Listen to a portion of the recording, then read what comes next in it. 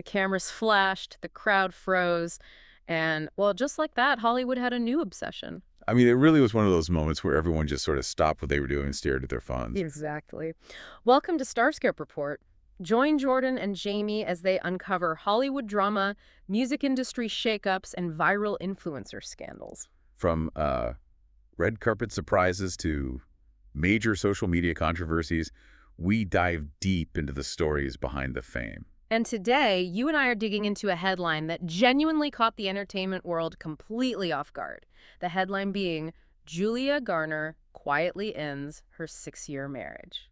Yeah, it's a heavy one because, in 2019, Julia Garner and Mark Foster were basically Hollywood's ultimate indie darling exception. Oh, absolutely. They bypassed the mega yacht engagements and the paparazzi tipped-off vacations. Right. They opted instead for handwritten poetry in Montana and this super quiet wedding at New York City Hall. They were the couple you pointed to when you wanted proof that fame didn't have to completely hollow out a relationship, Yeah.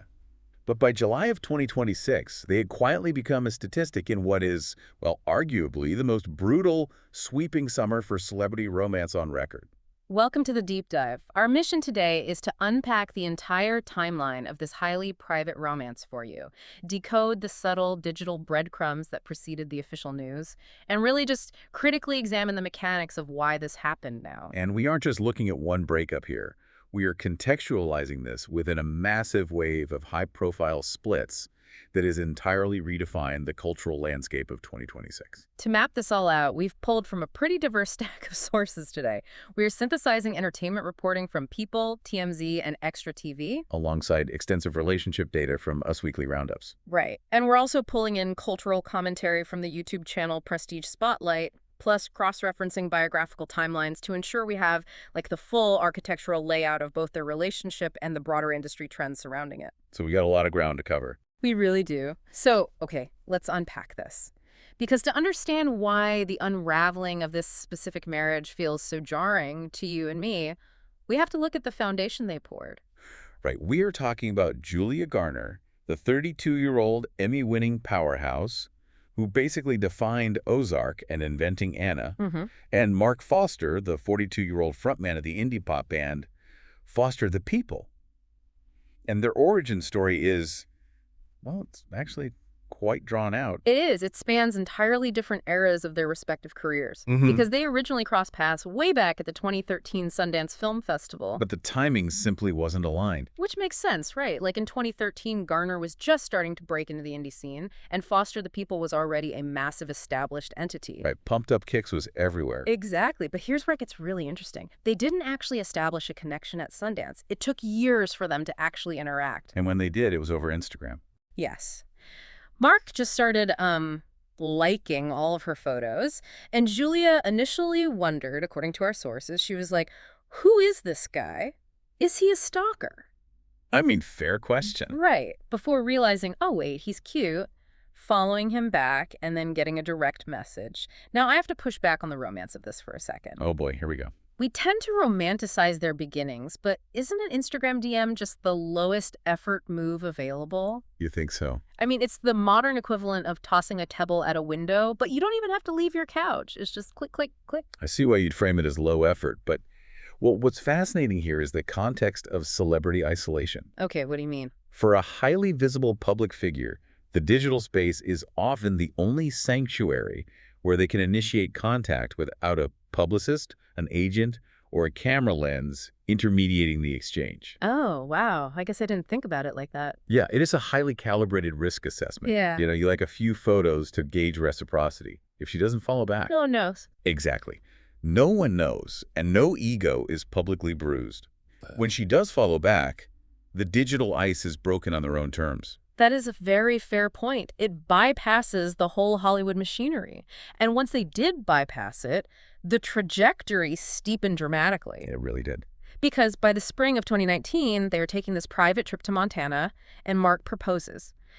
But, and this is key, he doesn't do the standard celebrity playbook. Right, no mega diamond at Nobu. Exactly. He doesn't hide a 10-carat diamond and a champagne flute at a Michelin-starred restaurant.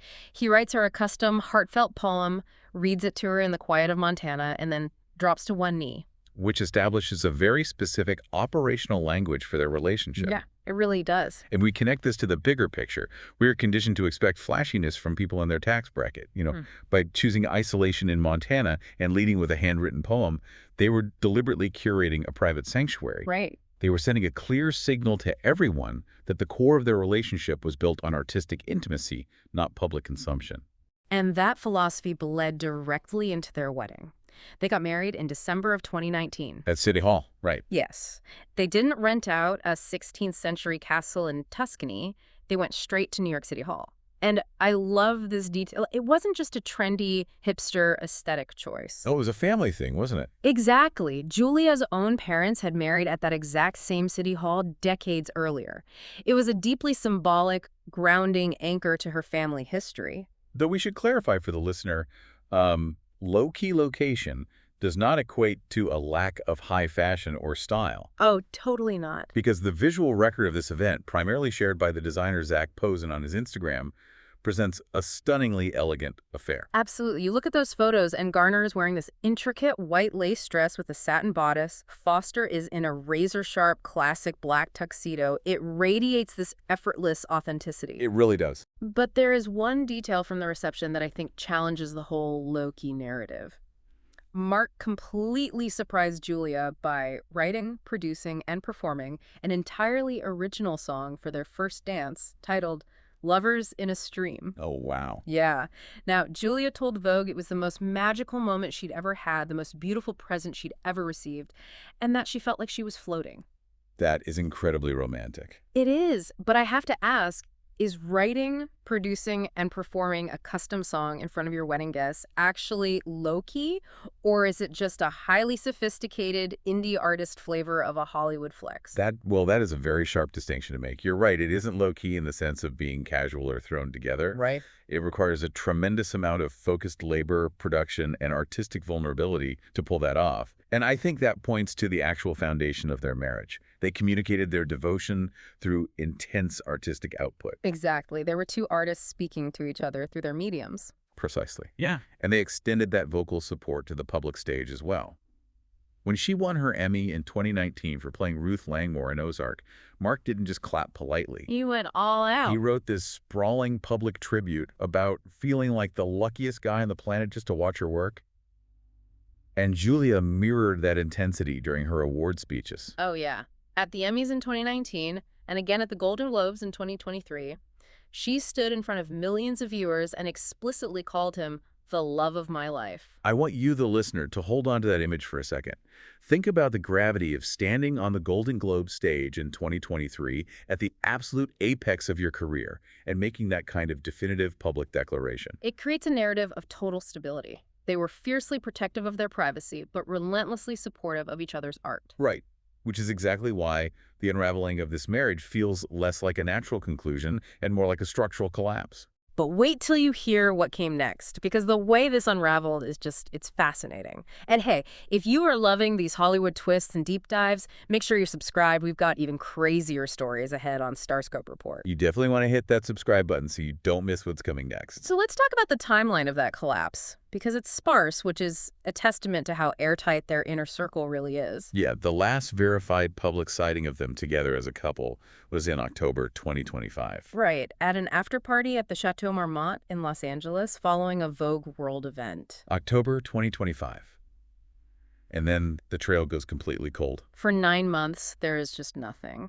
Until July of 2026. Over the 4th of July weekend, Julia is photographed in Paris and then shortly after in Los Angeles. And this is where the modern ecosystem of fan-driven surveillance kicks in. Oh, they are ruthless. Fans zoomed in on these casual paparazzi shots and noticed the physical breadcrumb, the wedding ring, was gone. A physical absence that was almost immediately corroborated by a digital one, because both Julia and Mark had quietly executed an Instagram scrub. They systematically removed dedicated posts to one another from their respective grids. Now, I don't want to spend a ton of time explaining the mechanics of an Instagram scrub. We all know what it means when someone deletes their ex from their feed. Right. But I do want to argue about the psychology behind it. The sources frame this as a way for celebrities to control the narrative. But is it really controlling the narrative? You don't think so? To me, it feels less like a calculated PR strategy and more like a frantic, deeply human reaction. It's the digital equivalent of throwing your ex's clothes out onto the lawn in a panic. It doesn't look in control. It looks desperate to erase the pain. Well, this raises an important question about the intersection of personal grief and public brand management. Okay. You view it as a frantic reaction, but for someone operating at Garner's level of visibility, a digital presence isn't just a personal scrapbook, it is a corporate billboard. Leaving those photos up while navigating a divorce invites a relentless daily influx of comments, speculation, and algorithmic reminders of a failed partnership. I mean, yeah, the comments section would be a nightmare. Exactly. The clinical efficiency the modern Instagram scrub might seem harsh, but it is often a necessary defensive perimeter to stop the bleeding. It's severing the limb to save the patient. I get that. And it preceded the official confirmation, too, because it wasn't until July 16, 2026, that reports relying on sources speaking to People magazine confirmed they had separated after more than 6 years. And no official divorce filings have been spotted in the public record yet. Right. And crucially, neither of them has uttered a single public word about it. Complete silence. And rather than retreating, both have accelerated into their schedules. Mark is actively touring and releasing new music with Foster the People. And Julia's schedule, frankly, her schedule looks like a logistical nightmare. It's intense. Just look at the slate. She is cast as Shalabal, the Silver Surfer, in Marvel's The Fantastic Four. First steps. That alone is months of grueling green screen work, likely in London or Atlanta, followed by a massive global press tour. Right. Marvel is all-consuming. But then she's also starring in the Blumhouse thriller Wolfman, which means heavy location shoots. She's in a highly anticipated film called Weapons. Wow. And she is leading a Netflix series called The Altruists about the FTX crypto scandal. And wait, there's more. She's attached to an upcoming Madonna biopic, which demands an absurd amount of vocal and physical preparation. When you lay that itinerary out alongside a working musician's global tour schedule, the mathematics of maintaining a marriage simply begin to break down. It's impossible. We noted earlier that they communicated their love through intense, focused artistic gestures.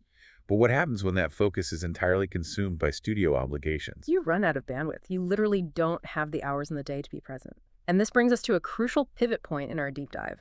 Because this logistical breakdown isn't isolated to Garner and Foster, their separation is part of a systemic collapse across the entertainment industry in 2026. The sources point to a staggering waves of high-profile breakups. And later in the episode, we'll talk about the shocking twist nobody saw coming regarding this trend. But when you look at the 2026 data, it's not just a few random incidents, is it? No, it is a profound, industry-wide structural failure. Exactly. Let's look at the architecture of this, what they're calling the 2026 breakup curse, because it's hitting every single demographic of celebrity. It really is. You have legacy couples who were supposed to be immune to this.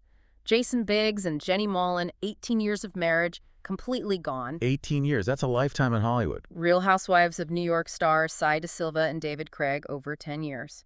Courtney Cox and Snow Patrol musician Johnny McDade together for over a decade. And country singer Raylan and Josh Davis, a 10-year marriage dissolving. Those are foundational, deeply entrenched partnerships. To see multiple decade-plus marriages collapse in the exact same window suggests a massive environmental stressor. But then you look at the other end of the spectrum, and the newer couples are failing to launch entirely. Right. Comedian Matt Rogers and Below Deck's Fraser Olander could make it past 8 months. Ariana Grande and Ethan Slater, whose relationship began under immense public scrutiny, ended before the 3-year mark. And actors Margaret Qualley and Jack Antonoff also separating just shy of their 3-year anniversary. Bill Hader and Ali Wong, NFL quarterback Dak Prescott and Sarah Jane Ramos. And then sitting right in the middle, you have the 6-year milestones. Frankie Muniz and Paige Price, and of course, Julia Garner and Mark Foster. It is just a relentless timeline of dissolution. So what does this all mean? The 2026 Hollywood breakup wave feels less like a bizarre coincidence and more like a stress test on a bridge. I like that analogy. But what is applying the torque? Why are couples who survived 18 years and couples who barely made it 8 months all snapping the exact same calendar year? Is this just a coincidence, or is there a cultural shift happening? Well, if we synthesize this data and look at the macro environment of 2026, we have to talk about velocity. Okay.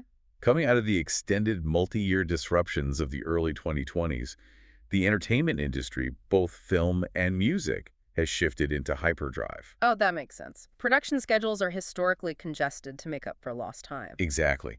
Global tours are now massive, grueling undertakings designed to recoup years of lost revenue. It's the post-pandemic acceleration. The industry went from 0 to 100 in a very short span of time. Precisely. During the forced pauses of the previous years, couples had the physical proximity to nurture their relationships. They were home. Right, they were literally trapped together. But in 2026, you have two partners simultaneously hitting their absolute peak career velocity. The logistical and emotional mathematics of that are devastating. I mean, think about it. A 14-hour set day for Garner, covered in silver makeup for Marvel. An 18-hour travel and performance day for Foster in Europe. Right. They're operating in different time zones, living in different transient spaces, and likely relying on a poor FaceTime connection for 2 overlapping hours of consciousness a day. You can't sustain a marriage on 2 hours of exhausted FaceTime a day. Eventually, the structural integrity of the relationship just gives out under that kind of centrifugal force. It really does. The gravity of their individual careers literally pulls them in opposite directions. It really reframes those beautiful, intimate moments we talked about at the beginning. The handwritten poem in Montana. Yeah. And the original song at City Hall. Those gestures require time, stillness, and deep focus. And by 2026, stillness is the one resource neither of them has any left to give. Which brings us full circle to the silent aftermath.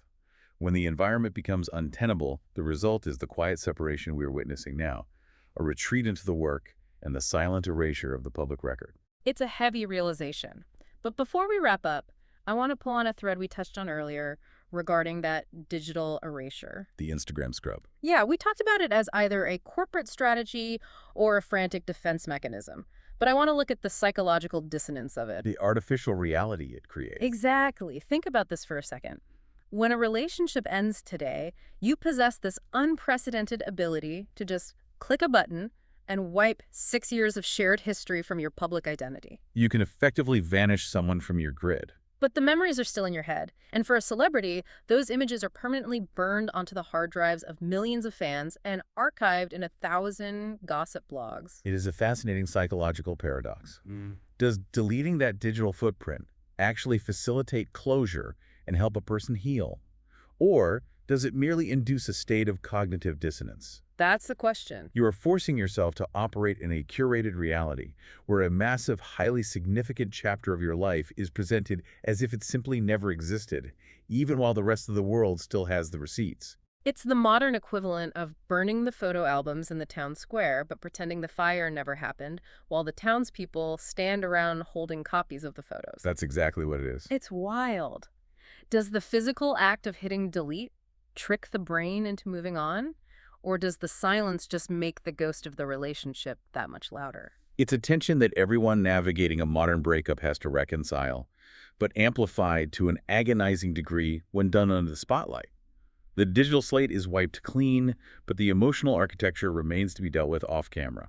That is definitely something for you to mull over the next time you see a celebrity or even a close friend suddenly wipe their grid clean. The silence is often doing a lot more heavy lifting than we realize. Absolutely. Well, you've been listening to Star Scoop Report, where Jordan and Jamie uncover the stories shaping Hollywood, music, and pop culture.